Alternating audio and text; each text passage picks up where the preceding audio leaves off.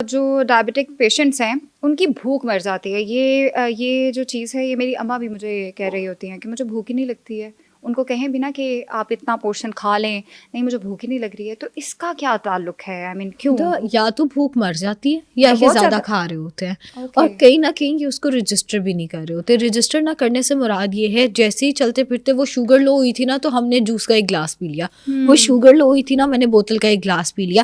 وہ کہیں نہ کہیں اس کے اندر کیلریز بھی آ رہی ہوتی ہیں, اس کے اندر شوگر بھی آ رہی ہوتی ہے, اور اسی وجہ سے مینجمنٹ نہیں چل رہی ہوتی. ہاں شروع میں جب شوگر کی دوائیاں شروع کرائی جاتی ہیں کچھ لوگوں کی ہنگر سپریس ہو جاتی ہے, اور یہ اچھی چیز ہوتی ہے. اگر آپ کی ہنگر سپریس ہو گئی, آپ سے زیادہ نہیں کھایا جا رہا, جیسے گلوکوفیج جو کہ ہر ایک ڈائبیٹک پیشنٹ کو ڈاکٹر دیتا ہے, اس سے کچھ لوگوں کی ہنگر سپریس ہو جاتی ہے. باقی بھی شوگر کی ادویات سے ہنگر سپریس ہوتی ہے.